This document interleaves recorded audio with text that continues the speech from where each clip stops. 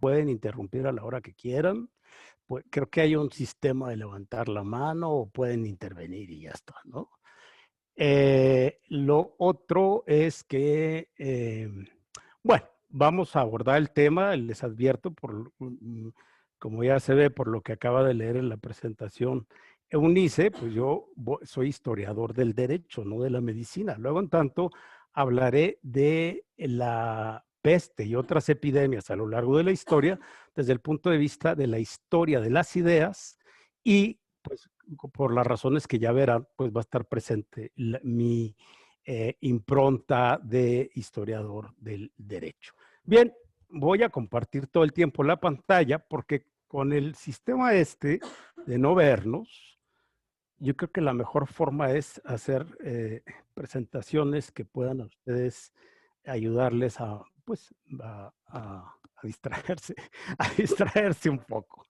Bien, vamos a hablar entonces de la peste y otras epidemias en la historia occidental. ¿Qué quiere decir eso? Que no voy a hablar de de la peste y las epidemias en el mundo, digamos, en el mundo oriental, ¿no? Esto porque, bueno, voy a hablar desde una perspectiva además de la historia de la ciencia y esto pues, se relaciona directamente con nuestra tradición occidental. Bien, el problema que voy a plantear de inicio, siguiendo a Carla Larrea Killinger, es el de la teoría de los miasmas, es decir, de esas exhalaciones y emanaciones hediondas responsables del origen de las enfermedades infectocontagiosas. Tengo que decirles que desde la antigüedad griega, digamos, la interpretación que se tiene de las epidemias y de las enfermedades contagiosas es que se producen por el aire, es decir, no por el contagio de un virus o de una bacteria, sino, en todo caso, por un contagio indirecto que está en el aire, en las poluciones. De hecho, cuando Hipócrates, cuyo tratados tengo aquí, se ocupa de estos temas, el tratado donde se ocupa de estos temas se llama Sobre los aires, aguas y lugares. Y luego ya también se refiere a esto como medio curativo a la dieta. Pero el contexto de las epidemias está en el tratadito, digamos así, que se denomina Sobre los aires, aguas y lugares. ¿Se fijan? Entonces, desde un principio, la pandemia la epidemia se interpreta así, a partir de el miasma. Lo que vamos a ver, por tanto, al hablar de peste, estamos hablando de olores, estamos hablando de olores y de percepciones odoríferas que causan una enfermedad. Se le llama peste porque también recibe otros nombres que son pestilencia, efluvio, olor, hedor, fetidez, tufo, pestilencia, emanación o el más común que es miasma. El más común y el más específico, digamos, el más cercano a la terminología médica desde la antigüedad. Si tuviéramos que dar inicio a una breve historia de las epidemias, pues tendríamos que empezar por Grecia. Y si ustedes abren en la primera página, ese libro de Homero o atribuido a Homero que se llama La Ilíada, justamente empieza hablando de una peste que le envía Apolo a los griegos como castigo. Les leo nada más dos parrafitos. Dice aquí en la Ilíada de Homero: la cólera canta, oh diosa apellida Aquiles, maldita, que causó a los aqueos incontables dolores, precipitó al Hades muchas valientes vidas de héroes y a ellos mismos los hizo presa para los perros y para todas las aves. Y así se cumplía el plan de Zeus. desde que por primera vez se separaron tras haber reñido el Atrida, soberano de hombres, y Aquiles de la casa de Zeus, y dice, ¿quién de los dioses lanzó a ambos a entablar disputa? El hijo de Leto y de Zeus. Bien, no lo voy a seguir porque tendríamos que hablar de mucho del contexto.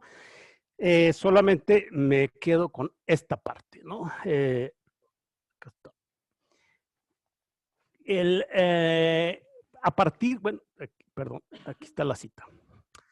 En la Ilíada aparece Apolo airado con el rey Agamenón, y como castigo y también por la profanación que había hecho Aquiles del mismo templo de Apolo, que era, Apolo es el dios del sol, el dios hijo de Zeus y bueno, un dios que siempre se representa justamente con un arpa o con un arco con flechas y el carcaj, y que es la imagen que aparece aquí. Entonces, Apolo aparece molesto porque se había profanado su templo, porque lo había profanado Aquiles, siguiendo a un joven que era hijo de Príamo, y por haber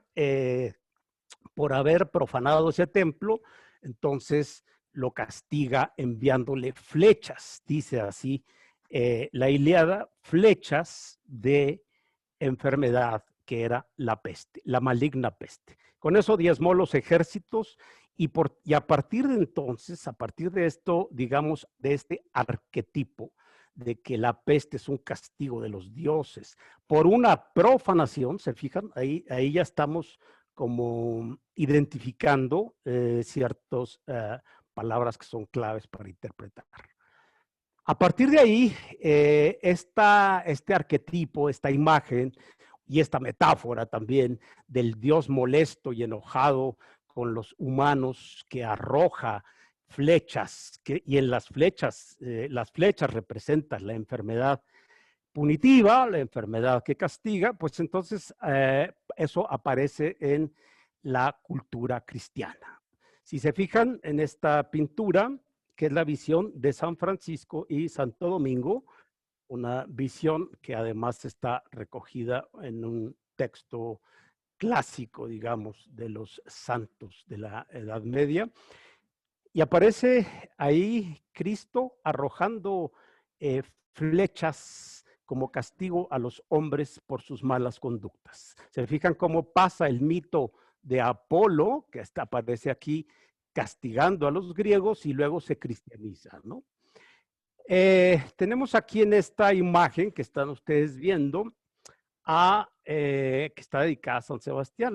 Es una pintura de Benozzo Gozzoli, medieval, que recoge esta metáfora de Dios castigando. Antes Apolo, ahora es Dios, ahora es Jesucristo, o Dios Padre, castigando con sus flechas de la peste a la humanidad. Aparece en la parte superior del cuadro, que la reproduzco aquí en una partecita, digo, agrando nada más una parte. Aparece aquí Dios Padre, si se fijan, nuevamente con una flecha. Y además, digamos, como correlato, aparece aquí San Sebastián, que como ustedes recuerdan, San Sebastián muere precisamente por la muerte de flechas. Entonces, y eso hace, junto la tradición de que Dios Padre castiga con la peste o con las flechas de la peste, eso hace que surja la devoción a San Sebastián precisamente como el santo que protege de las pestes y epidemias y pandemias en la tradición cristiana. Esto es una traslación, una migración, digamos, simbólica y metafórica que más allá de la cuestión estética o más allá de lo curioso que puede ser el ver la traslación de un mito, digamos, o de una visión mítica, también pues viene a confirmar esta idea de el castigo, es decir, siempre acompañará algo está, hay una interferencia ahí, no sé qué sea. Bueno, entonces decíamos, siempre aparecerá la idea de la peste como un castigo posterior a una transgresión y necesariamente, por tanto, la necesidad de reparar, curar o purificar. E incluso en algunos textos antiguos se habla, y textos jurídicos, se habla de la venganza, en la necesidad de que haya una venganza para reparar la violación o la transgresión. Bien, vamos a encontrar aquí, se los advierto, en los distintas diapositivas que les voy a mostrar, y a lo largo de la historia, así sucede, nombres muy distintos y variados con los que se llama a la peste o a la epidemia de la peste negra o peste bubónica, que vamos a ver a continuación. Eh, Esto se debe, entre otras cosas, a que no estaba clara no estaba clara la causa, la etiología, es decir, la causa de la mórbida, de la enfermedad, de la peste, ¿no? Si estaba en el aire, pues no hay nada más efímero que el aire, ¿no? No hay nada más deletérea y inacible que el aire. Por tanto, pues surgirán a lo largo de los siglos, desde el mito del castigo trasladado al cristianismo, hasta teorías de panspermias, de pecados, teorías de chamanes, teorías. Es una interpretación de no saber exactamente qué es ese mal que aqueja y que mata. Por ejemplo, este mal de glánula, pues es también una enfermedad muy parecida, como vamos a ver, a la peste se le parece el tifo, el tabardillo, incluso en México el matlatzáhuatl, el mal de glanola, en fin. Hay muchas formas de llamarlo y solamente con posterioridad, es decir, pasados los años y con el distanciamiento que produce el tiempo, entonces podemos nosotros valorar o interpretar, desde luego los médicos, interpretar qué matices diferenciales hay entre los distintos tipos de infección, ¿verdad? Que vamos a ir viendo. Pero una cosa, insisto, que siempre acompañará será la idea de que hay que reparar el castigo que se está enviando.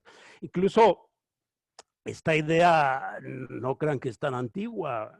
Cuando empezó esta pandemia del coronavirus, salió ustedes lo habrán leído algunos de ustedes, en las redes, circulaba la idea ¿verdad? El dicho de que el Papa Francisco había dicho que a aquella persona que pusiera un pañuelo blanco en la puerta de su casa,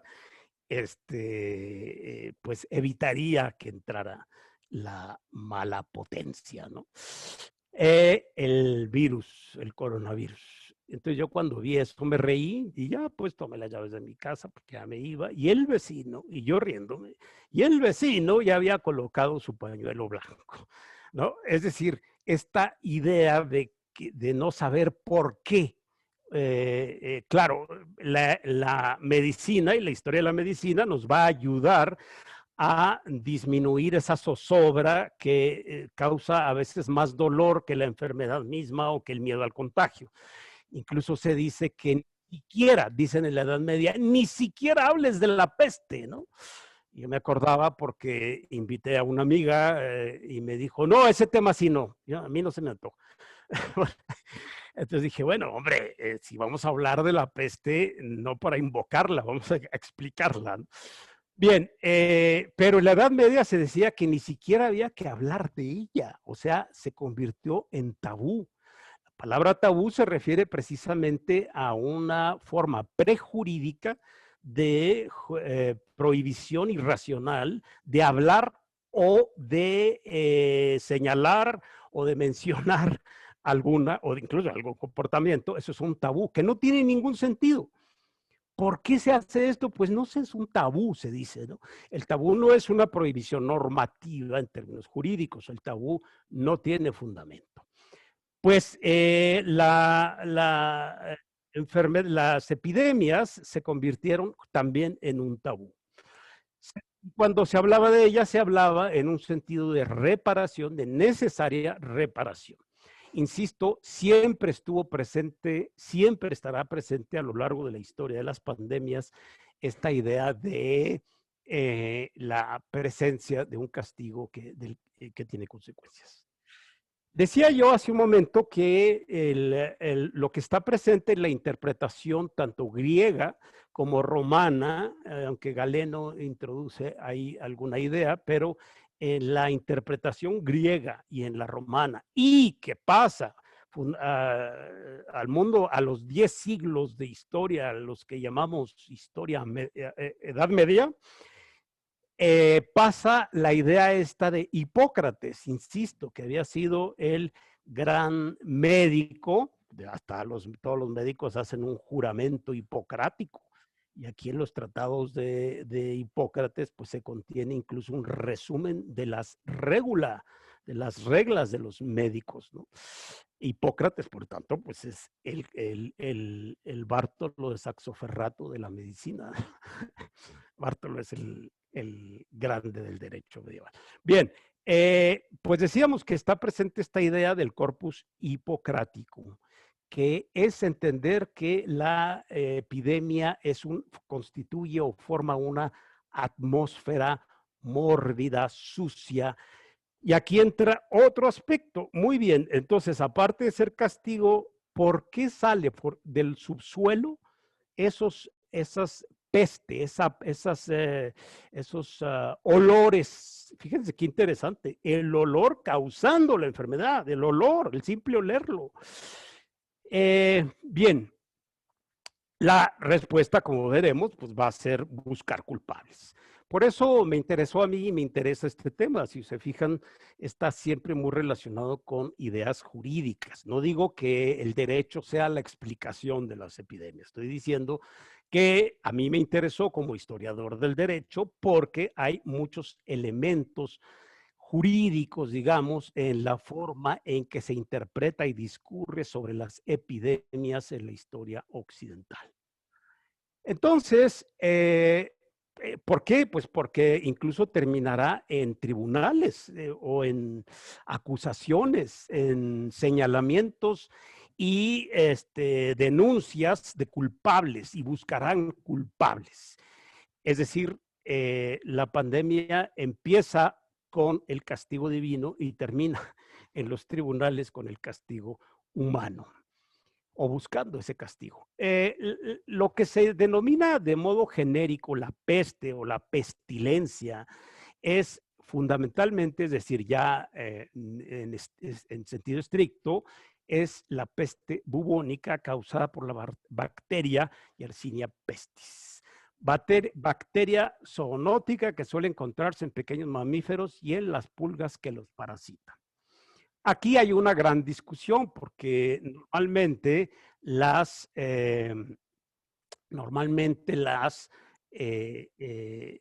peste se supone que es causada por una pulga que está en las ratas. Pero, sin embargo, la discusión es si se pasa de ser humano a ser humano, porque entonces ahí las medidas, vuelvo como historiador del derecho, las medidas para regular los ascos, los distanciamientos, las separaciones, pues son distintas, porque no es lo mismo que lo produzca la pulga de la rata, ¿verdad? Por vía de la rata, a que se pueda producir de humano a humano. Por eso, el tema del contagio es uno de los grandes temas polémicos a lo largo de muchos siglos sobre qué es el contagio y la clasificación de los tipos de contagio, para entender, insisto, para detectar posibles focos de infección, pero también culpables, para buscar culpables. Es tan efímero que poética o metafóricamente es tan efímero, perdón, tan deletéreo la causa de las epidemias y de la peste bubónica, tan deletérea como lo es, insisto, el olor que produce, el aire, perdón, que produce un olor, que normalmente se metaforiza también con la idea del fuego. Esto lleva a pensar, y esto se utilizó durante mucho tiempo, y esto lo pueden ustedes ver en las fuentes medievales, lleva a pensar en la peste como una especie de incendio, de tal manera que la forma primitiva de entender el contagio es la rapidez del incendio, es decir, se esparce como la lumbre en un bosque y, por tanto, pues el causante es también el aire. Pero eso no solo era una metáfora literaria, también lo vemos en la práctica diaria, esto ya es historia cultural, vemos cómo es un lugar común en las crónicas medievales el que aparezca las fogatas, ¿no? Que se supone que queman el bicho que está en el aire y que produce ese mal olor. A propósito del olor, insisto, fíjense ustedes cómo se sabe que viene la peste, porque produce un olor fétido. Es decir, el diagnóstico está en el olfato, ¿no? La peste se huele, ahí viene, ¿no?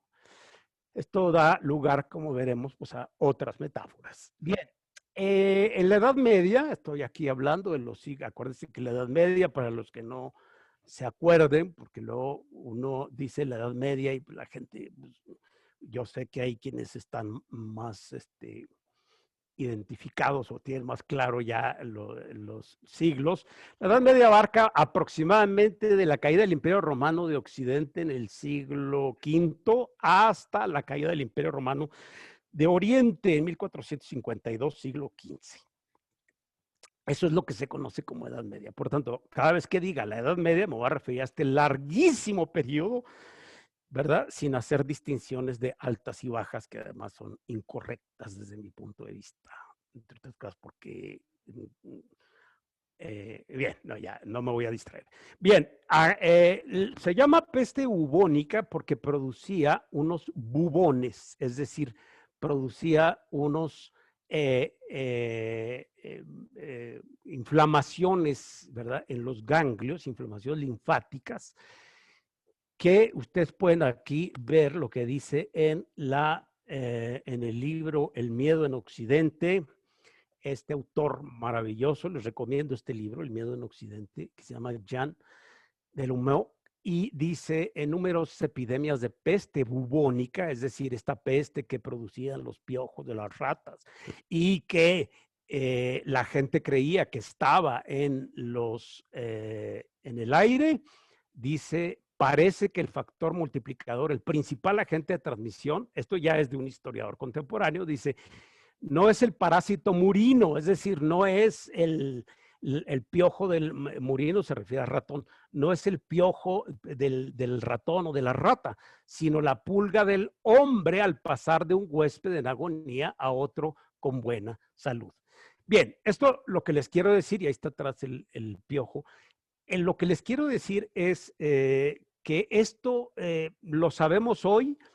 No está tan claro qué tipo de peste es la que produce los bubones, pero en aquella época no se tenía claro. Hasta que en el siglo XVIII, es decir, con la Ilustración, se empezará a hablar de semillas, entre comillas, y dirán, hay las semillas de la enfermedad. Nosotros hoy le llamamos virus y bacterias. Es la primera intuición en el 18, en la Ilustración, de que hay, más allá del aire y del miasma y del aire putrefacto o de la putrefacción y de los malos olores, hay unas semillas, pero eso será hasta el siglo XVIII.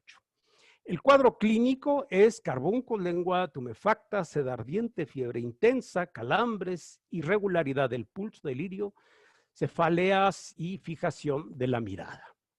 Como ustedes verán, pues esto produce en las descripciones de las crónicas medievales verdaderos cuadros de horror. Cuando uno lee qué pasaba en las epidemias, hagan de cuenta que están leyendo ustedes una novela de terror. Cuando habla, porque normalmente además se da en un contexto de sociedad, y una sociedad que el cronista exagera, suele exagerar, porque como están buscando culpables, pues entonces dice, es que la ciudad está tan sucia, a ver quién es el culpable. que entonces hacen unas descripciones terribles, no solo de la enfermedad misma, sino de los contextos de la enfermedad, es decir, de la suciedad, de la falta de higiene, etcétera. Aquí tenemos una pintura medieval de la peste bubónica. Si ustedes se fijan, están ahí los enfermos con las bubas que salían, digamos, como ya les he dicho, por donde entraba el primer ganglio, pues ahí se inflamaba y producía esto. Las curaciones eran terribles, ¿no? Yo no sé qué sería más terrible si la curación, como aquí vamos a ver por acá. Bueno, ahorita nos lo encontramos. Las curaciones, porque lo que hacían era, pues la curación normal era hacer una sangría, porque con base en la teoría de los humores, decía, si por la nariz entró, pues entonces está en el aire, y el aire a lo que afecta es al torrente circulatorio del cuerpo, es decir, a la sangre. Entonces hay que hacerle una sangría. Estas sangrías pues se hacían normalmente, no las hacía un médico, las hacía un señor que se llamaba flebotomiano, que era en realidad un peluquero, es lo que era. De hecho, todavía en la actualidad en las peluquerías hay un cilindro blanco y rojo, perdón, blanco, azul y rojo, que se mueve para decir una peluquería, una barbería, como se decía antes, eh, que se refiere a eso, a que se hace la barba, se corta la barba y se hacen sangrías, ¿no? Y entonces, pues, se sacaba la sangre para que fluyera el aire malo que estaba ahí en la sangre, ¿verdad? Como un mal humor. También vino el distanciamiento y el confinamiento. Esa era una intuición en la que atinaron, desde luego, con toda claridad. Aquí ustedes se fijan, en esta imagen aparecen las personas en oración por una parte y en un profundo sufrimiento de zozobra por la otra. Normalmente acuérdense ustedes que si yo lo decía el otro día en otra clase que estoy dando de historia de las emociones, decía que a veces las personas no van al médico para que los cure, sino para saber qué tienen, porque el no saber produce un estado de ansiedad enorme, ¿no? En el fondo, muchas enfermedades mentales y de los humanos se producen por estados de ansiedad derivados de ese sentimiento de inseguridad, de falta de control sobre tu propio cuerpo, sobre tu situación. Entonces imagínense ustedes, claro que pues, rezaban, participaban en los rituales de expiación y de los flagelantes, ¿verdad? Sí, pero además se nota en los textos el sufrimiento que les causaba, porque decir, pues moverse de una ciudad a otra, que eso se dio fundamentalmente en las epidemias del siglo XIV, y eso produjo, por cierto, una quiebra económica terrible en muchos reinos medievales. Eh, mm, por lo que voy a decir, pero este distanciamiento pues no lo podía hacer cualquiera, ¿no? Mutato nomine, pues lo que estamos viendo hoy.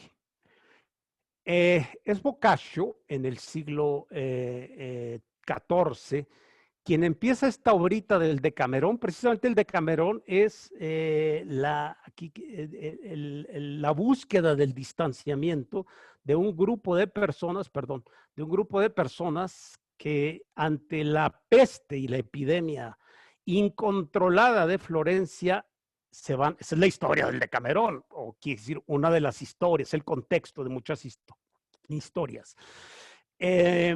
Y entonces empieza diciendo Boccaccio en el Decamerón, siglo XIV. Huimos de Florencia para irnos al campo y ahí a platicar las historias. De tales cosas y de bastantes más semejantes a estas mayores nacieron miedos, fíjense, miedos diversos e imaginaciones en los que quedaban vivos y casi todos se inclinaban a un remedio muy cruel como era esquivar y huir a los enfermos y a sus cosas. Y haciéndolo, cada uno creía que conseguía la salud para sí mismo, ¿no? Esto es el asco en la clase de las emociones, en un otro curso que estoy dando, ya les decía, en el curso de la historia de las emociones, hablaba del asco como contenido de la norma. Bueno, la norma se hace cargo y dice lo que es asqueroso fundamentalmente. Y aquí dice, primero es un humor, una costumbre, y luego se convierte en norma. Digo, pues, sigue diciendo Boccaccio en el Decamerón, que ya habían los años digo pues que ya habían los años de la fructífera encarnación del Hijo de Dios llegado al número de 1348. Todo eso lo dice para decir que en el año 1348, cuando la egregia ciudad de Florencia llegó a la mortífera peste, que o por obra de los cuerpos superiores o por nuestras acciones inicuas fue enviada sobre los mortales por la justa ira de Dios para nuestra corrección, que había comenzado algunos años antes en las partes orientales, privándolas de gran cantidad de vivientes. ¿Se fijan? Pareciera que está todavía presente, como peractuando el mito original, originario, primordial de la Ilíada, y luego cristianizado como castigo a través de las flechas, ¿se acuerdan? Entonces, dice Boccaccio aquí, dice, llegó la mortífera peste que o por obra de los cuerpos superiores, es decir, por un castigo, ya veremos que esto de los cuerpos superiores también va a haber otra versión que será la astral, es decir, que también el zodiaco, las posiciones astrales influyen, pero esto es un sesgo, digamos, de la interpretación dominante en la cultura europea medieval. Bien, entonces dice que por los cuerpos superiores, es decir, Dios, la ira divina. Pero por otra parte, fíjense cómo está buscando culpables. O por nuestras acciones inicuas, ¿no? Esto, insisto, estará siempre presente, buscando la culpa, insisto, para ver, para entender la causa inexplicada.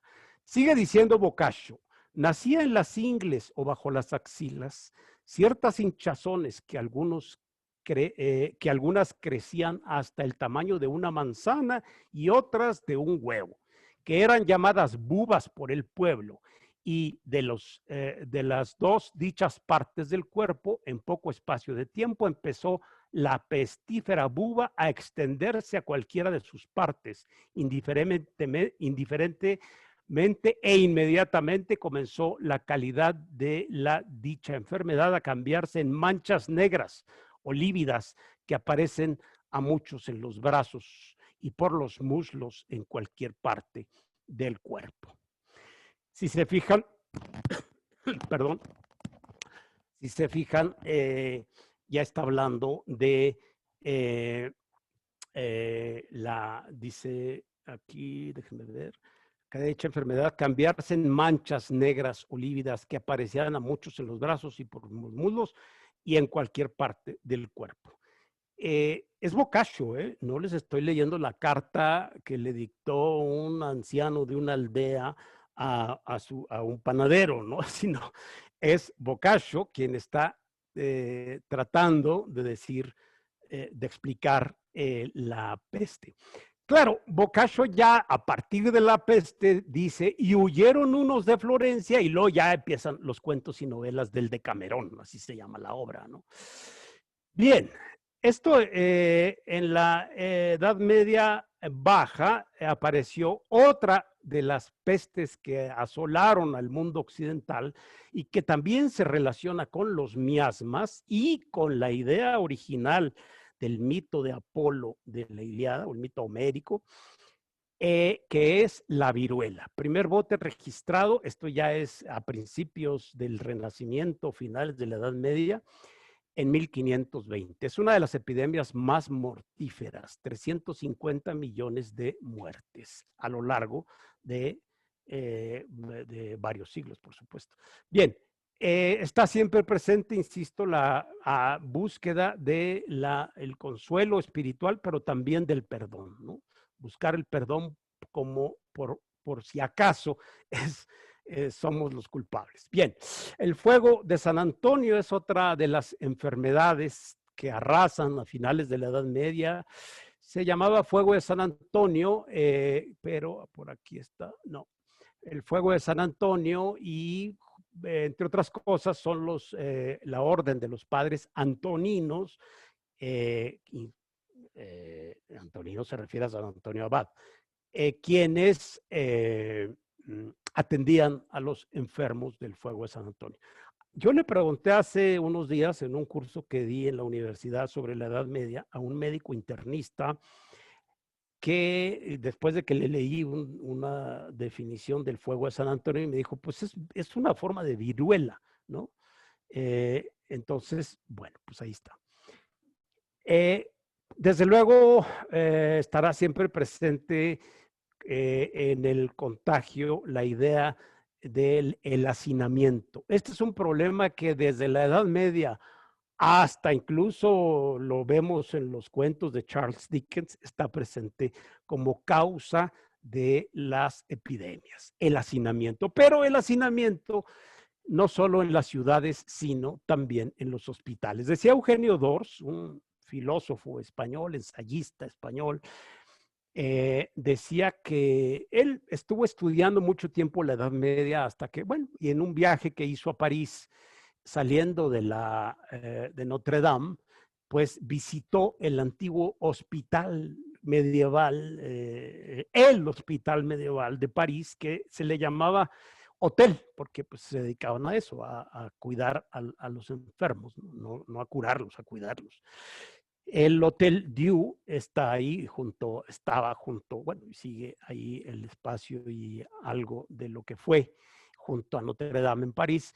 Y dice Eugenio Dors que cuando entró a visitar el Hotel Dieu, es decir, el hospital, y la guía de turistas le dijo, pues este es un cuarto del hospital, ¿no? Un cuarto, pues, digamos, de 7 metros cuadrados, algo así, ¿no? Y él preguntó, ¿y aquí era para una persona? Pues no estaba mal. Dijo, para 20. Dice, entonces entendí muchos problemas de la Edad Media, ¿no? Dice Eugenio Dors. Sí, el hacinamiento, pues, es una causa de pues, de que se extendiera la epidemia. Se empezó a escribir. Hay un texto que que se llama, es escrito por Jacques de Agremont, que es un señor que es francés y catalán. Ahí dice en catalán el nombre del libro, Regimiento de la Preservación de la Pestilencia, publicó en 1348, que es importante porque influye en lo que se conoce como higienismo. ¿Qué es el higienismo? Pues es una forma de entender la cultura muy distinta, digamos, a las formas a las formas de hacinamiento de la barbarie, o vamos a decir, de las formas primarias, digamos, de organización social.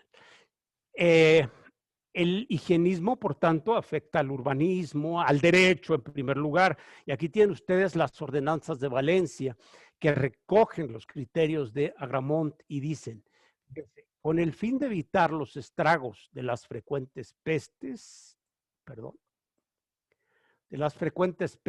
los consejeros acuerdan, los consejeros del municipio de Valencia, acuerdan que todos los años durante el verano, un hombre con su carro fuera por las calles y plazas recogiendo perros, gatos, muertos y otras basuras que las gentes, ahí está otra vez, que las gentes de mal uso, es decir, sí está en el aire, pero que las gentes de mal uso propician tirando cosas, tiraban a la vía pública. Su gasto corría a cargo del oficio de Mostasaf, porque todas estas cosas, según fueros, eran de su incumbencia.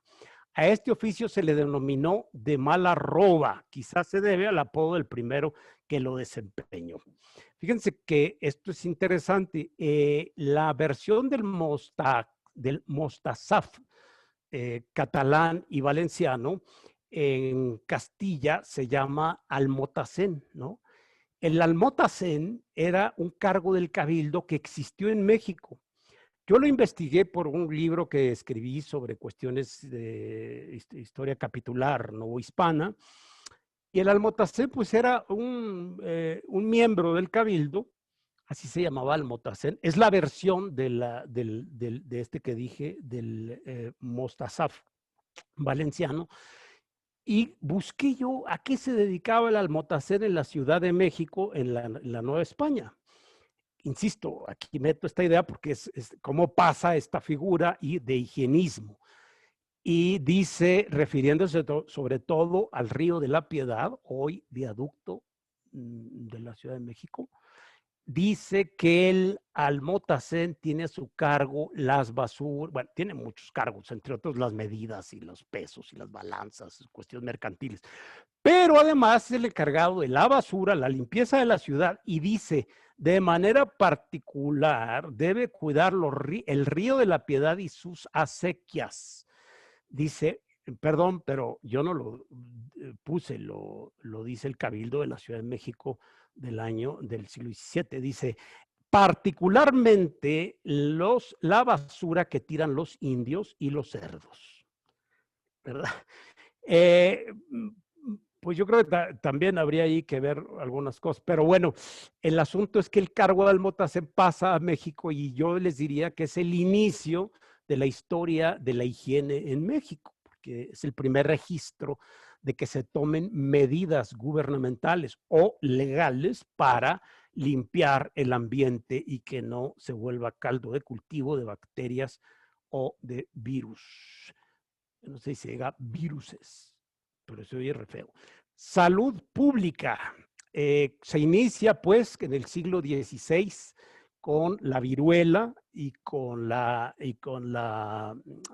peste negra, con las dos, la idea de salud pública, que produce edictos y una normativa en relación al desplazamiento de cadáveres, vertido de basuras, alcantarillado, en la que tanto participaban médicos como ingenieros y arquitectos. La forma de transmisión de conocimientos higiénicos es a través de los médicos. A nosotros nos puede sonar esto como normal, ¿no? Higienizar, ¿no? Pues sí, higienizar. Ahora dicen una palabra que yo no sé de dónde la sacaron, que dice sanitizar, ¿no? Pues es higienizar, esa es la palabra de toda la vida. Bien, el asunto es que, se inicia esta cultura de higienización. Pero no crean ustedes que se logró. La historia de la higiene en México es una cosa compleja, ¿no? Hasta el siglo XVIII, ¿no? Con el virrey, el Marqués de la Croix, se establecen reglas muy firmes, y entre otras cosas se vacía el zócalo del mercado que había ahí, que producía olores fétidos. Yo siempre que digo esto me acuerdo de la novela de la del perfume, de Patrick Süskind, ¿no? Y la película, la escena inicial es tremenda, ¿no? Nace un niño en medio precisamente de la hediondez, de la basura, de los desperdicios, ¿no? Incluso de las deyecciones humanas. Ahí nace un niño. Y la novela, pues, es precisamente la historia del olor, ¿no? De los olores. Bien, pero decíamos que la higienización busca disminuir el miasma, insisto, que se considera como la causa de las enfermedades. Ay, perdón. En los siglos XVI y XVII se produce una disputa sobre contagio e infección del miasma. Dice, si está en el aire, no se puede hablar propiamente de un contagio, porque el contagio es la transmisión o de un piojo a una persona o de una persona a otra por las gotitas de saliva. Triunfa la idea, digo, no triunfa, pues se acepta la idea de que existen dos tipos de contagio: el contagio directo, que es el de persona a persona, animal, persona, o el del miasma, es decir, el indirecto, de las cosas que están en el ambiente. Lo cual tampoco crean ustedes que ya es, claro, esta charla pues voy a terminar diciendo que los científicos le llamaron semillas, luego bacterias, virus, descubrieron vacunas y se acabó la charla y muy bonita, ¿no? Y ahora sigue el coronavirus, no se preocupe porque no. Hay márgenes de incertidumbre en la etiología, se llama etiología a las causas médicas, a las causas de morbidez, digamos, y a las causas de las epidemias y pandemias, causas médicas. Pues no, las cosas no están tan claras. Bien, hay un texto importante, ya llegamos hasta el final, bueno, mediados del siglo XVI, y este texto va a dejar una impronta del XVII, que es el de se le llama Fracastoro en italiano, Fracastoro, Jerónimo Fracastoro.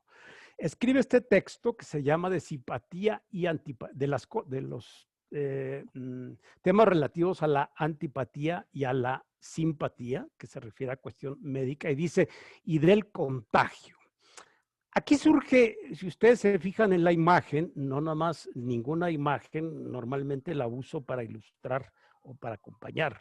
Me ayudan las imágenes porque el tiempo es corto y el lenguaje mío limitado, y entonces pues, la imagen viene a completar la idea. Bueno, pues en esta imagen aparece Fracastoro en una actitud de experimento, de un laboratorio, de búsqueda. Fracastoro estaba muy influido por un pensador que se le conoce como Paracelso, que yo no sabía, pero Julio Ubar, que está aquí presente, me dijo el otro día que se llama Paracelso, este medio mago, alquimista del Renacimiento italiano. Paracelso se llama así por Celso, y Celso pues es un hombre muy crítico de las ideas cristianas de la providencia divina, y etcétera, etcétera. Entonces, Paracelso está muy imbuido de la alquimia. ¿Qué es la alquimia? Pues la alquimia es un conjunto de conocimientos medio esotéricos. Para los que no estén familiarizados, la palabra esotérico quiere decir doctrina oculta, es decir, algo se sabe o el vulgo lo entiende, pero hay cosas que no se saben. Hay cosas que las saben solo unos cuantos iniciados en los misterios de la ciencia y de la ciencia pitagórica. ¿No? Entonces, la alquimia, Paracelso le transmite a este pensador que se llama Fracastoro la idea de que no solo está en los miasmas la causa de las epidemias y las pandemias, no solo está en el aire y en el olor, que busque a través de la experiencia, ¿no? Es esta idea que, a ver, déjate de providencialismos o déjate de buscar causas sobrenaturales o metafísicas, como se decía entonces, a la enfermedad.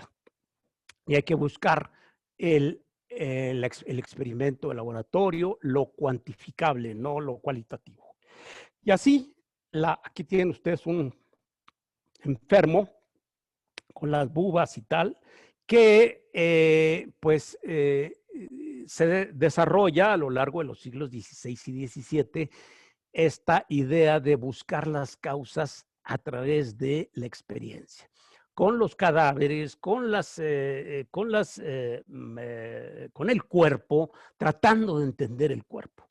Acuérdense ustedes que los siglos XVII y XVIII se llama época de la Ilustración. Y es una época en la que se tiende a reducir la realidad a su dimensión cuantificable, es decir, a su dimensión, entre comillas, científica, porque la ciencia no solo es no es la ciencia dura, hay otras ciencias, pero el asunto es que se pretende de reducir la realidad. Entonces se dice, lo racional es lo cuantificable, lo susceptible de medirse a través de la observación empírica en un laboratorio o en este caso en el campo de la cirugía. Esta es la tendencia ilustrada, ¿no? La búsqueda de explicaciones menos híbridas. Híbrido me refiero a aquella actitud en la que se mezcla las causas sobrenaturales y las causas naturales. La basura, la porquería de la ciudad y el castigo divino, ¿no? A eso me refiero con explicaciones híbridas. Pues la ilustración es la tendencia a no buscar explicaciones híbridas, sino a quedarse solo con lo cuantificable, porque es el ser humano el que tiene que dar una respuesta a las necesidades. Esta es una curiosidad del siglo XVII, que es el traje del especialista en epidemias. Es el traje del epidemiólogo. Dice, en el Pico se utilizaban sustancias como ámbar gris, hojas de menta, estoraque, mirra, láudano, pétalos de rosa, alcanfor, clavo de olor. En el Pico que tiene aquí como pues como un ave, ¿no? En 1619, Charles L'Homme diseñó una túnica de tela gruesa encerrada y una blusa introducida en los pantalones, los cuales se amarraban a unas botas. También portaban sombrero y guantes para que la piel no estuviera en contacto con el aire. Todo el traje se fabricaba con cuero de cabra. Es decir, este traje no está hecho para protegerse de un virus o de una bacteria. El Pico, y este primer párrafo que les leí, el Pico y lo que está dentro del Pico, si ustedes se fijan, es para protegerse de los miasmas, no de las bacterias. No de las bacterias en el sentido puro y duro como las entendemos hoy, ¿no? Es un traje que está fundamentalmente hecho como una cámara de protección a la nariz y a la posibilidad de oler, de captar los malos olores, la pestilencia que está, insisto, en los aires tenebrosos y malos. Siglos XVII y XVIII, pues vemos desarrollarse nuevamente la peste bubónica, ¿no? Que va y viene. La viruela, ya lo había dicho, su primer brote es en 1520. Y aquí quiero hacer un paréntesis también de la epidemia y la pandemia en México, porque las dos epidemias más terribles que padeció el país después de la conquista, es decir, no el país, sino el virreinato de la Nueva España, y más en concreto, la Ciudad de México y sus alrededores, fueron la viruela y la peste bubónica. Mató a muchísimos indígenas la viruela, ¿no? Se le llamó Cocolistli o Hueycocolistli, Matlatzáhuatl o Nenehuacayotl, ¿no? Si hay algún español en el público, no, perdón. El acento es que Cocolistli o Hueycocostli. Bien, la forma más común de llamarle es Matlatzáhuatl, que no sé si les ayude demasiado la forma más común. Bien, pero es la viruela la que mata y diezma, incluso la Ciudad de México se ve reducida pero en cientos de miles de personas mueren y se ve reducida casi a la mitad de su población. Cocolistli o Hueycocolistli, dice Fray Juan de Torquemada, es un gran mal. Dice, las fiebres eran contagiosas, ardientes, continuas, en su mayoría letales. La lengua quedaba seca y negra, enorme sed, ¿no? Y más adelante dice, experimentaron también delirios, disentería y convulsiones. Los españoles le llamaban pujamiento de sangre por el sangrado abundante. También se le conoce como tabardillo, ¿no? La palabra tabardillo es una palabra polisémica rarísima y su significado, pues en la historia yo lo he estudiado mucho y de hecho voy a dar un curso próximamente en esta plataforma. Ya lo estoy dando de historia de las emociones, pero la segunda parte del curso estará dedicado solo al tabardillo, es decir, a la melancolía vinculada con enfermedades. El tabardillo parece ser que era un estado, de hecho, fíjense qué curioso, cuando muere Felipe II, el abogado, el notario, es un escribano que está ahí presente, apunta en el acta de defunción de Felipe II. Murió su majestad Felipe, rey de España, que Dios guarde, de tabardillo y ojo gacho. Entonces, pero no crean que le dio, que le influyó ninguna epidemia ni la peste negra. Por eso les digo que la palabra tabardillo es muy compleja. El ojo gacho, pues es simple y sencillamente la tristeza que le daba a su majestad porque la enfermedad que tenía producía unos olores espantosos, al grado que tenían que taparse la nariz para entrar a darle sus alimentos o pasar cerca de su habitación en el Escorial. Entonces eso a él le lastimó profundamente el verse no solo mermado en su salud, sino el producir ese asco. Imagínense un rey en cuyo imperio no se ponía el sol, ¿verdad? Resultaba ahora un monarca, un personaje asqueroso. Bien, el afamado predicador de la capital, don Cayetano Cabrera Quintero, describía la pestilencia del tabardillo con todos sus horrores y padecimientos, diciendo que había causado en la ciudad y sus alrededores muchas y cuantiosas y continuas mortandades, acarreando a los indios sus contagiosas fiebres cebadas en los continuos flujos de sangre. También se produjo la llamada gripe del cerdo, pues es la gripe porcina, el H1N1, ¿no? Pero pues no entendían de qué se trataba. Las medidas que se tomaron para estas epidemias, pues normalmente todas estaban referidas a los miasmas, es decir, a inhibir o a disminuir la posibilidad de los malos olores o de aquello que lo causara.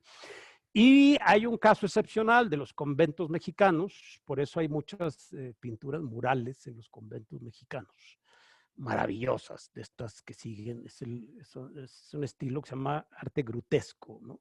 Que es muy interesante, lo estudió Guillermo Tovar de Teresa.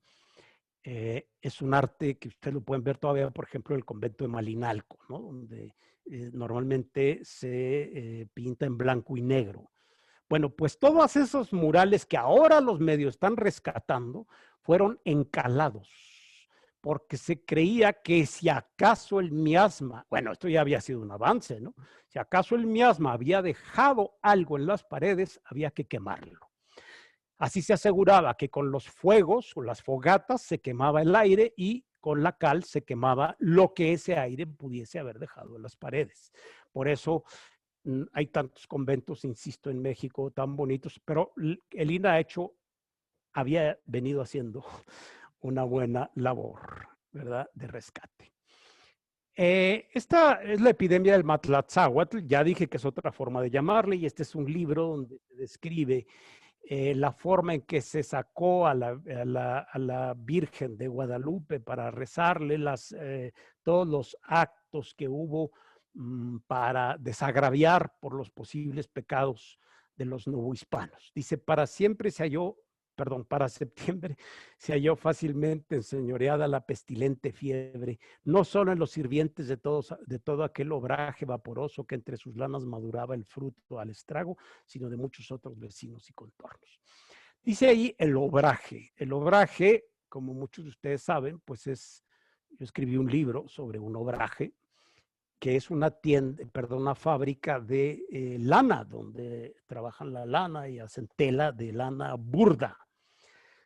Pero esos obrajes, pues de hecho, se consideran embrión del capitalismo, porque es la primera vez en que no se realiza un trabajo gremial.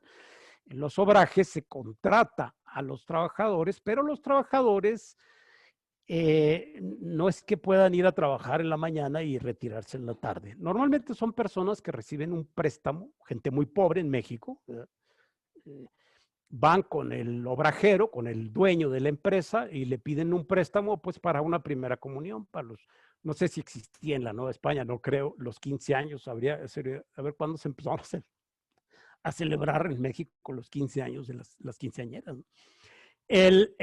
Pero sí, les decía, pues ahí iban los indios, perdón, no, los indios no, iban los mestizos, los indios estaba prohibido. Los mestizos iban, le pedían prestado y luego lo pagaban con trabajo, nada más que vente y aquí te encierro hasta que me pagues. Es decir, eran prácticamente cárceles.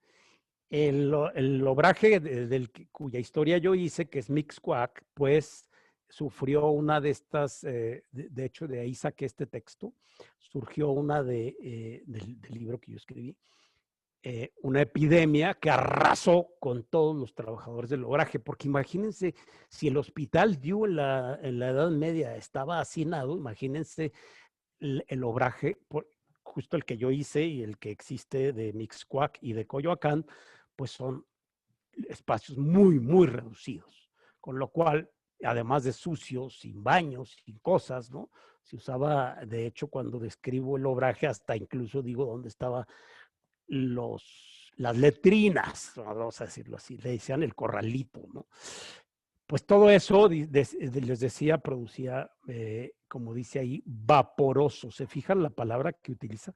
En aquel obraje vaporoso. Es decir, continuamos con los aires y con la doctrina de Hipócrates de los aires contaminados. Pues este es un exvoto de finales del siglo XVIII. Un exvoto era que para los que no sepan, que pues en una laminita, normalmente de cobre, se pintaba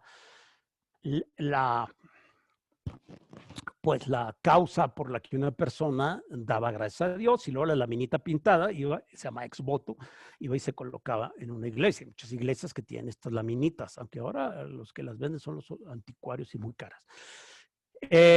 Bien.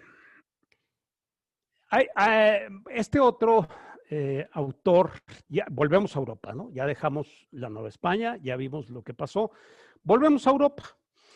En Europa, les decía que hacia finales del siglo XVII y principios del XVIII se desarrolló cada vez más la ciencia médica.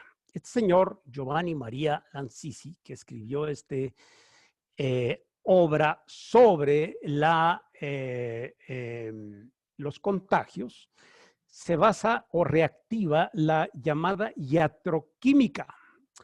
No se asusten, iatroquímica es una tendencia a, ya estamos más modernos cada vez, ¿no? Es una tendencia a unir la química con la medicina, ¿no?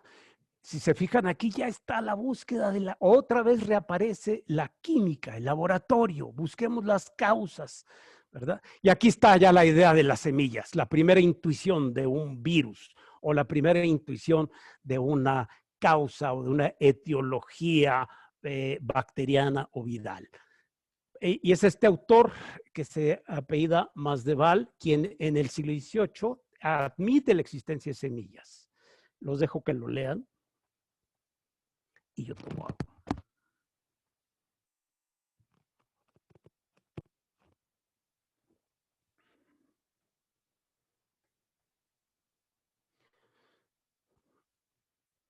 Es interesante ver el título, ¿verdad? Relación de las epidemias de calenturas pútridas y malignas, ¿no? Se fijan cómo sigue, aun cuando ya está dando cabida a que existan posibles semillas. Él le llama semillas, ¿no? Insisto, ya es la intuición del virus. En realidad, al hablar de calenturas pútridas, pues está hablando de una cuestión relacionada con el olor, ¿verdad? Porque lo pútrido en realidad se capta fundamentalmente por el olfato. Ya hacia finales del siglo XVIII se desarrolla la vacuna por el médico británico Edward Jenner, por fin. Fíjense, hasta 1796, ya llevamos cuántos siglos recorridos de la peste y de las pestilencias y logramos encontrar. Bien, ya no me voy a detener más en esto, nada más les digo que aparece también el cólera, pero ese, pues en realidad es una epidemia que existe hasta nuestros días, ¿no? Dice ahí, ha matado a millones de personas en 7 pandemias, ¿no? Y sigue.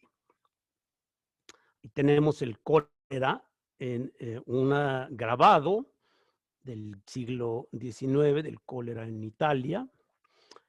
Y decíamos que en España ya vamos avanzando hacia una explicación no material, pero tanto en España como en Austria reaparece la metáfora moral. Dice este autor, Rafael Rodríguez Méndez, en un libro que se llama Concepto de Infección y Desinfección. Ya estamos en el siglo XIX, ya estamos llegando al siglo XX.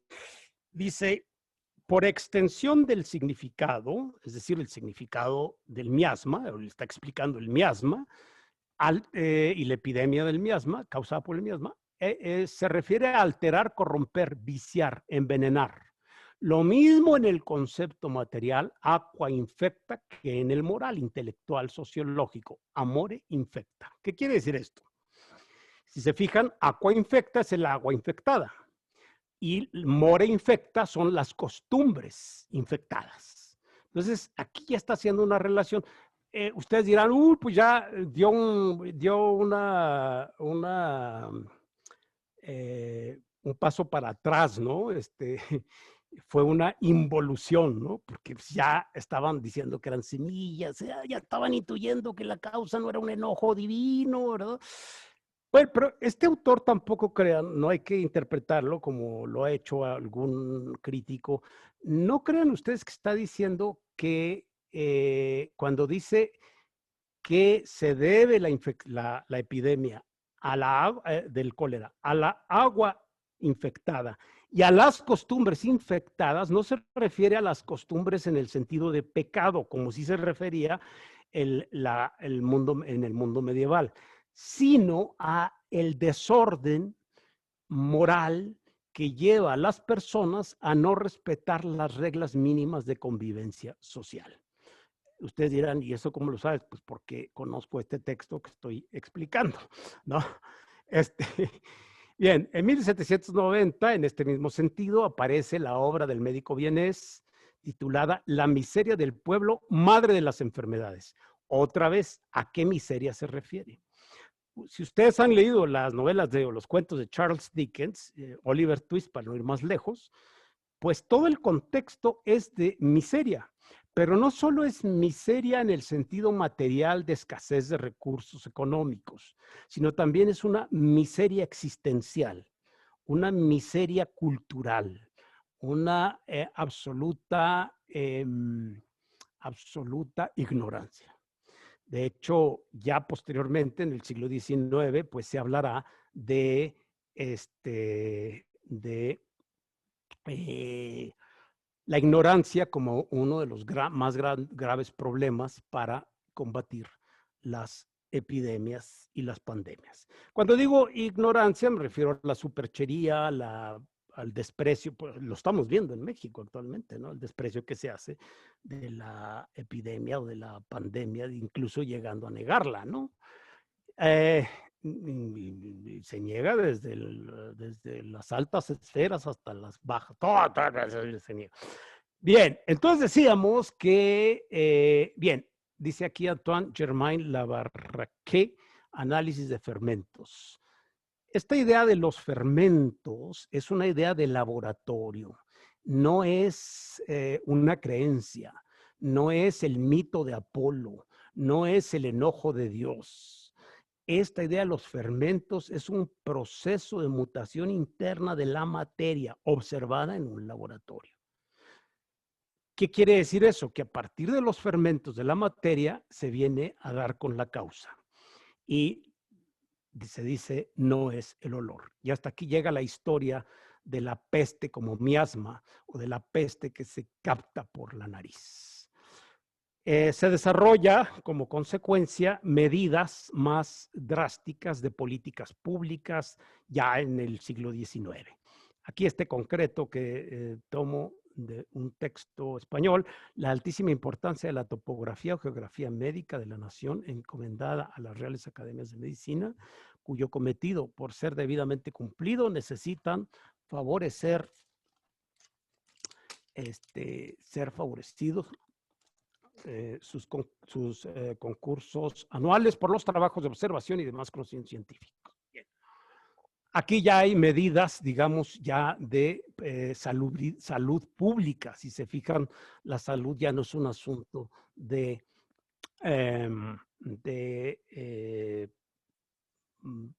actitudes personales o de huida como el de Camerón, vámonos, ¿no? Sino ya es tomar medidas sociales. Bien, Y para que vean ustedes cómo el ser humano, y no para que el ser humano no es que esté instalado en una línea de progreso científico continuo. Vuelve la teoría de los miasmas a principios del siglo XX, ¿verdad? Y aparece aquí, si se fijan, este personaje que está aquí es un miasma, es la personificación del olor putrefacto que sale de los desperdicios que el ser humano deja en las cloacas abiertas generalmente, de los ríos infestados de mugre y de basura, de los cementerios. En ese sentido, Michel Foucault ha identificado muy claro la forma en que se va en la modernidad a separar los cementerios, los, los estos mm, leprosarios, las cárceles se van a salir, ¿verdad?, de la ciudad para evitar el contagio, que si se da un contagio ahí no sea dentro de la ciudad. Bien, ahí tienen ustedes, ¿no? Ya después de que ya se había dicho que no es el olor, buscando causas odoríferas, después del anuncio de la peste en esta caricatura inglesa. Y por si fuera poco, después de que ya se había anunciado que no era el olor, fíjense ustedes cómo se representa la peste, ¿no? Esto que están ustedes viendo aquí representado en esta imagen es la imagen del miasma, de un mal olor. Aquí está, fíjense. Es decir, que la idea de que las epidemias están relacionadas con conductas humanas, esa no ha desaparecido.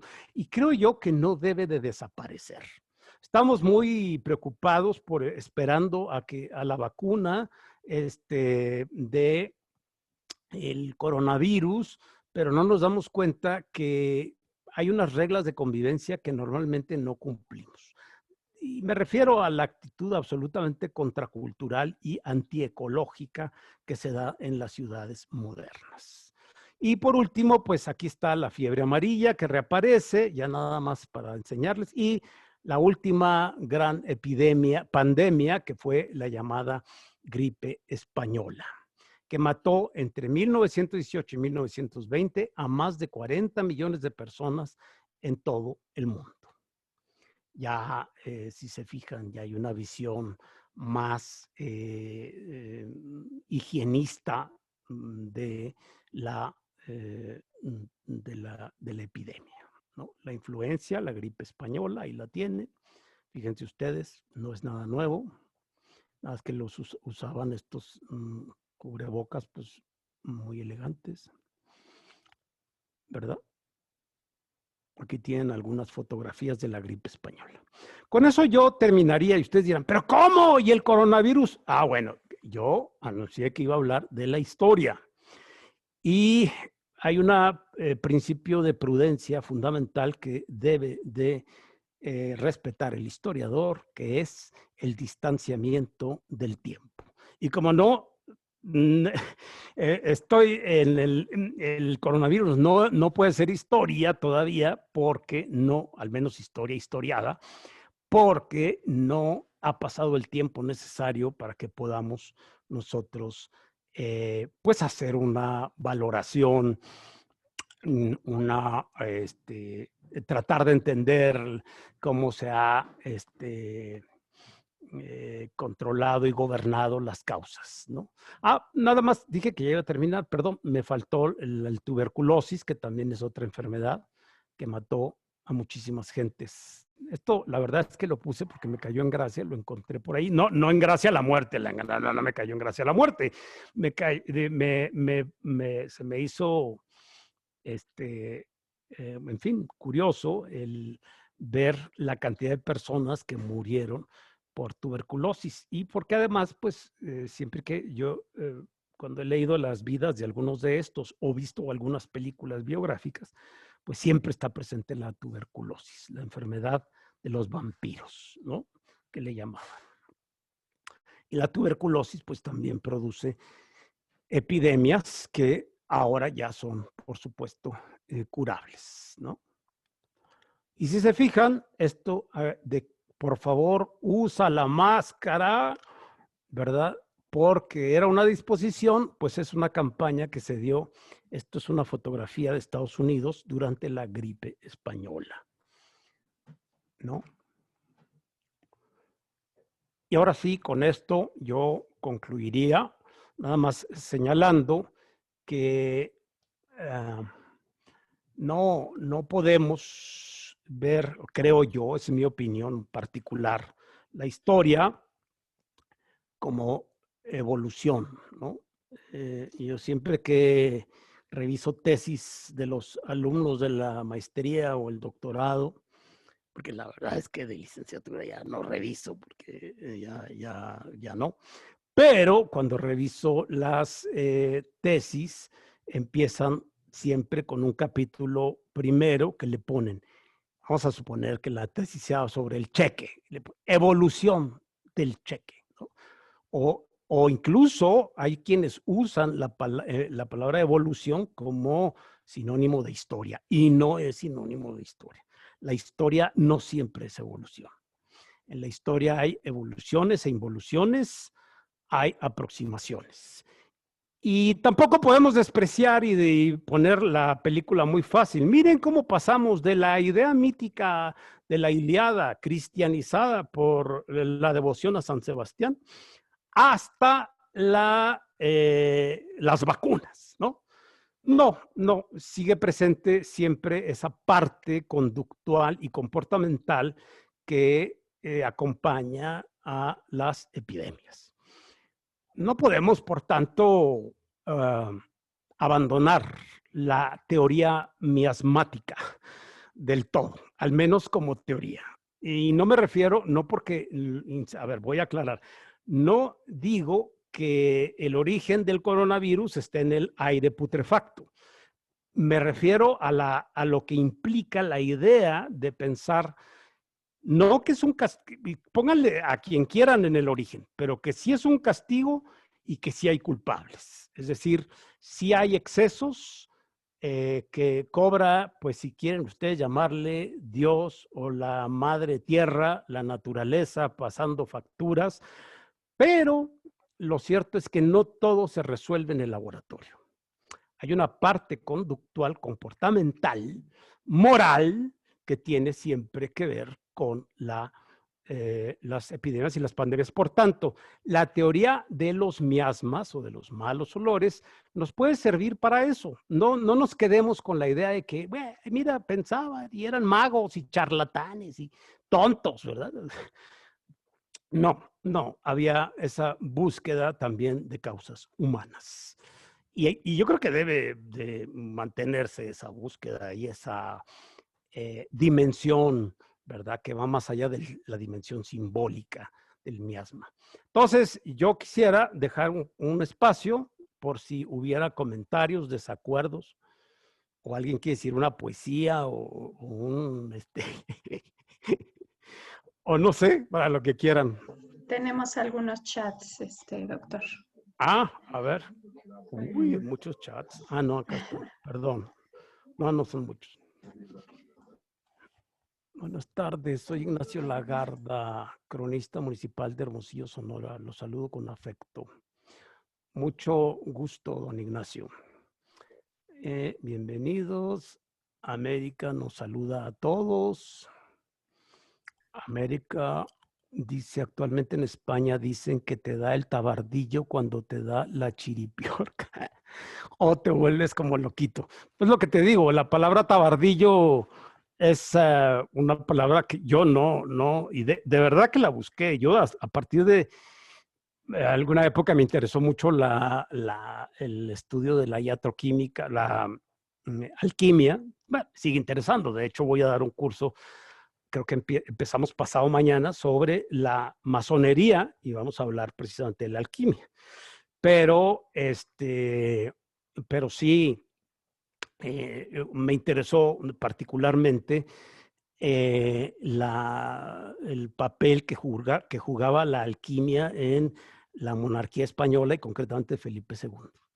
Y llama la atención que Felipe II, el rey cristianísimo y ortodoxísimo, se publicaron unas cartas hace muchos años de Felipe II, en donde le manda a un alquimista un mensaje que dice: ¿cómo vamos con el proceso de mutación? Porque el alquimista era una persona que buscaba la piedra filosofal y la transmutación, es decir, buscaba hacer de cualquier metal oro. Eso era un alquimista. Y como eso no es posible así, digamos, racionalmente, entonces la alquimia siempre tenía elementos mistéricos, ¿no? Es decir, iniciáticos e irracionales, digamos, rituales. Y uno, bueno, sí me llamó la atención cómo Felipe II, el rey cristianísimo, esté creyendo en una cuestión tan rara como la alquimia y preguntándole a un señor en secreto, porque la carta es secreta, ¿cómo vamos con la transmutación? Quiere decir que Felipe II, como fue el que llevó a la quiebra a España, de la cual no ha salido hasta hoy, con la política del vellón, Felipe II estaba pensando en la posibilidad de que un mago le sacara del problema económico. ¿Verdad? Un mago, un alquimista, un iniciado, un misterio, ¿no? Un pitagórico.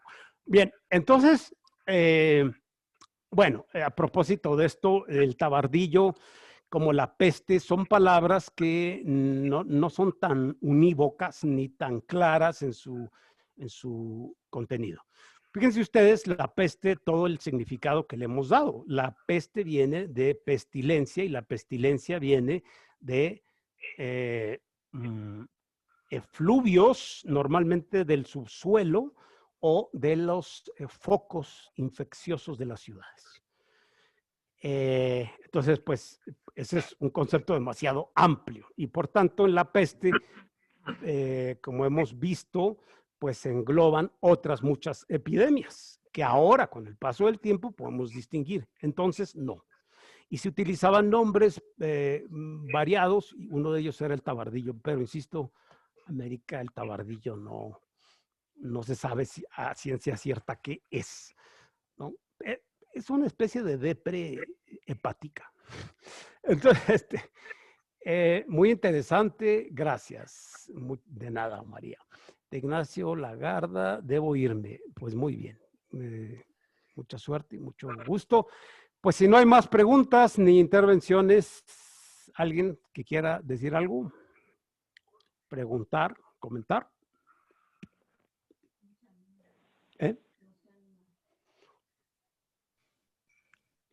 Nomás muy interesante, muy agradecidos. Muy bien, muchas gracias. Muchas gracias. Entonces, es A ver, muy interesante, Julio. sobre todo es muy interesante la historia de cómo se van descubriendo las causas de las epidemias. Una de las primeras que le encontraron con mucha claridad fue una que se dio en Londres, por ahí de 1855, que finalmente se dieron cuenta haciendo mapas de dónde se había muerto la gente, descubrieron que todo el cólera venía de un solo surtidor de agua en Broad Street. Y así se fueron dando cuenta que la contaminación del agua era lo que causaba la epidemia de cólera, ¿no? Uh-huh.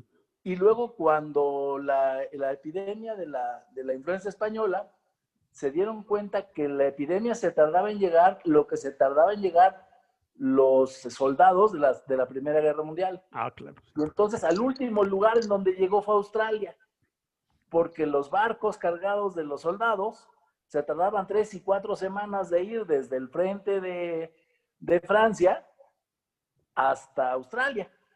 Y entonces se fueron enfermando primero en Bélgica, en España, aunque aparentemente el origen fue belga, uno de los primeros que llegaron a enfermarse fueron los españoles, por eso le pusieron influenza española. Luego empezaron los norteamericanos, los que se tardaban menos en llegar a los barcos. Entonces, ese es como se han ido desarrollando también los métodos estadísticos para ver cómo se hacen los contagios, que lo que le llaman ahora viralización. Y por eso ahora las pandemias son tan peligrosas, porque en un día puedes estar en cualquier parte del mundo. Y eso no pasaba antes. Exactamente. Yo quisiera comentar, en esto de las pandemias, también hay un factor muy interesante que son las conglomeraciones de las ciudades humanas. Realmente no tenemos historias muy antiguas de las pandemias porque la gente vivía en aldeas y aunque convivía con animales en la misma habitación, no se veía esto con la frecuencia que se empezó a ver cuando empezaron a haber conglomeraciones de personas en las ciudades. Y yo quisiera destacar un aspecto muy interesante con respecto a la pandemia de la peste, sobre todo la que vino a afectar a Europa y que sale de Asia, prácticamente de China, por el comercio de la seda y finalmente llega a Europa, obviamente a Florencia, como usted bien lo describe, y ahí empieza a generarse todo este tipo de muertes. Pero en efecto no se sabía que el causante era la bacteria Yersinia pestis, porque todavía no había esto. El comentario que hace la persona que me antecedió en el siglo XIX, pues ya se empiezan a dar ciertos avances, porque allá aparece gente como Lister, como Pasteur, que fueron los que empezaron a dar conocimiento de los microbios y de contradecir la teoría de la generación espontánea. Y aparece también Roberto Hooke, que finalmente es el que describe el bacilo de la tuberculosis, y ahí es donde empieza a atenderse las enfermedades con una causa etiopatogénica, o es decir, una causa de etiología bacteriana, viral, pero todavía en ese proceso, ¿no? Usted menciona la tuberculosis, por ejemplo, y la tuberculosis en París, pues tenían hospitales muy, obviamente, hacinados, pero tienden a ser hospitales más ventilados. Pero bueno, no hay que más que leer la historia de Luis Braille, por ejemplo, que se murió a los 46 años por tuberculosis, ¿no? Por vivir en la Casa de Ciegos de París. Entonces, las epidemias realmente, los grandes problemas de las epidemias, y lo estamos viendo en nuestro país, son en donde están las grandes concentraciones. Por eso es que la gente que vive en zonas aisladas, en la campiña mexicana, pues dice que es mito, que no es realidad, que no pasa nada. Pero los que estamos en ciudades como Ciudad de México, como ciudades como Monterrey, Guadalajara y todo, pues ahí están los picos de infección tan elevados que se tienen en esos lugares de grandes conglomeraciones, ¿no? Y muy interesante el concepto de que, aunque la causa de la pandemia actual es un virus, sí está en el aire.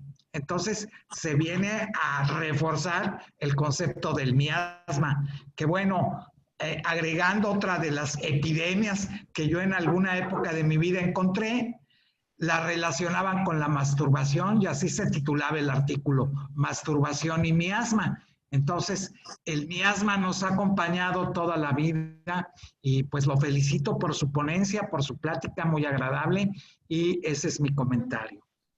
Muy bien, muy interesante y complementario. Es un comentario complementario. Muchas gracias, don Jorge. Julio, Tenemos ¿querías decir más algo? chat. Sí, una pregunta y comentario, porque me hallo perdido. Cuando los filisteos se roban el arca de la alianza, Yahvé les manda una plaga y ellos acaban devolviendo toda el arca de la alianza junto con un tributo consistente en unas bubas de oro y en unos ratoncitos. Ah, caray. Eso es muy notable, ligar la peste con el ratón o la rata. Y lo mismo en la Ilíada, el Apolo que se enoja es el Apolo Zeus, el Apolo de los ratones. ¿Cómo? ¿Cómo? A ver. Apolos Minceus, Ajá. que es el Apolo de los ratones. Ay, pero, ¿así se llama o qué? Sí, así como hay un Apolo de los manantiales, un Apolo de Sí. Pérgamo, etcétera, hay este Apolo Ah, Zeus, sí. que quiere decir el Apolo de los ratones. Ah, muy bien, muy interesante. Y Muy interesante. nunca he hallado cómo vincular, cómo dar con el estudio para saber por qué, tanto en el Éxodo, en el libro de los Números, en los dos libros, como en la Ilíada, se liga desde 6 siglos, quizás 6 siglos a 8, la Ilíada, 5 siglos a 6, o más, el Éxodo, se liga a los roedores con la peste. ¿Por dónde empezarías a investigar? Muy bien. Bueno, esta idea sí estaba clara, me parece, desde la antigüedad, más que desde la antigüedad, en la Edad Media, ¿no? Sí.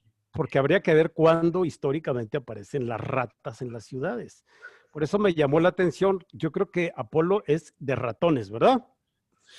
Sí, bueno, con el problema de la taxonomía, es decir, podían llamar ratón a una rata, podían llamar leopardo al guepardo, Ah, no bueno. había una taxonomía animal fija, pero eran ratas pequeñas, las que dieron los filisteos y la advocación de este Apolo. Sí. Bueno, para empezar ahí habría un problema, ¿no? Porque habría que buscar la presencia de las ratas en las sociedades humanas, ¿no? No, eso no ha sido siempre. La rata aparece, me parece a mí que muy tardíamente, no se habla de ratas en la Edad Media hasta yo creo que el siglo XII o XIII, ¿no? Las Ok. ratas, por supuesto que sí tienen y hasta la fecha causan enfermedades como, por ejemplo, el tifo. Pero con lo que tú me dices de ratones, es que habría, claro, y teniendo en cuenta lo que señalas del lenguaje o de la imprecisión del lenguaje, pues habría que ver si se refieren, porque yo creo que el ratón no es el que tiene el piojo que No, causa no, la no es el epidemia. ratón. Tiene que ser rata. Entonces, yo empezaría por ahí, ¿no? Ok. A mí me gusta mucho la primera clasificación de San Alberto Magno, donde habla precisamente es un bestiario prácticamente, ¿no? Habla de los animales y ahí no incluye al ratón, pero sí me parece a dos roedores. No me acuerdo cómo se llaman y creo que no importa mucho por lo que estás tú señalando de que los nombres varían. Pero bueno, también yo buscaría también ahí en los bestiarios, en las primeras descripciones de animales, aunque no los habían visto, ni los conocían. San Alberto Magno hablaba de animales que en su vida había visto, ¿no? Pero Sí. le contaban, ¿no? Pero bueno, me parece muy, muy, muy interesante lo que acabas de decir de Apolo y me viene a completar a complementar, perdón, el cuadro ¿no? Lo punitivo y la etiología a la que se refería hace un momento el, el doctor, me imagino que es médico, García Leal.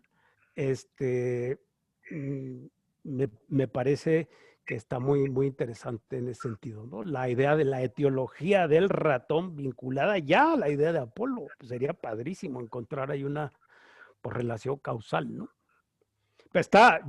O sea que la pregunta que me haces, más bien te la debería haber hecho yo a ti y la respuesta ya me la estás dando, porque yo empezaría entonces por buscar en los filisteos y, y el significado del Apolo de los ratones, ¿no? Ok. Está muy interesante, Julio. Muchas gracias, como siempre. Estuvo estupendo, Salvador. Felicidades. Muchas gracias, Julio. Bueno, pues no habiendo más preguntas, perdón. Tenemos agradecimientos nada más en el chat, doctor. Sí. Y No. solicitan también información de los siguientes cursos.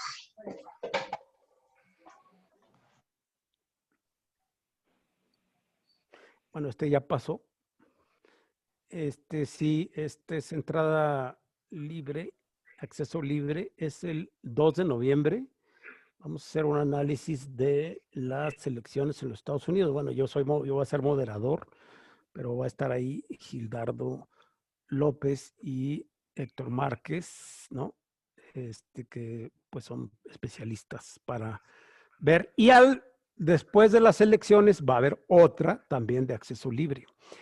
Y de no acceso libre, pero quedan súper invitados. Este jueves empieza el curso Masonería y Sociedades Secretas, Historia, Simbología, Ritual y Gnosis.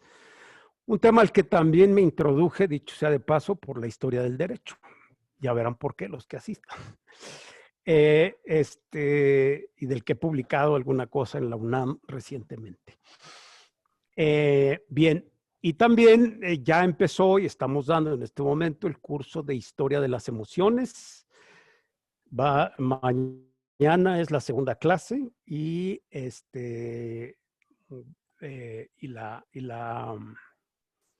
si alguien quiere entrar, pues todavía puede entrar. En todo caso, veríamos de conseguirle el video de la primera clase, ¿no? Que tampoco es que estén tan concatenadas, digo, no es una historia lineal, ¿no? Pero podrían entrar, ya lo ven ustedes con Eunice, que está aquí presente del Centro de Estudios Baltasar Gracián. Bien, pues eso es lo que hay. Y luego viene en el mes de noviembre, Historia de las Emociones, segunda parte, en el que solo me dedicaré al estudio de la melancolía en la historia cultural de Occidente. Eso es lo que hay. Estén pendientes, pregunten más información. Ahora está por aparecer ya tener nuestra página. Por lo pronto pueden enviar un correo a cestudiosbgracian@gmail.com. Y muy bien, pues muchas gracias. Mil gracias, Salvador. Un abrazo. Hasta luego, Mauricio. Un saludo. Muchas gracias a todos. Muchas gracias. Adiós, Julio. Gracias. Gracias. Muchas gracias. Muchas gracias. Gracias. Hasta luego, muchas gracias. Adiós, gracias. Ya, ahorita lo voy a silenciar, espera. Queriéndome salir. No, silencialo primero. A ver, lo voy a silenciar.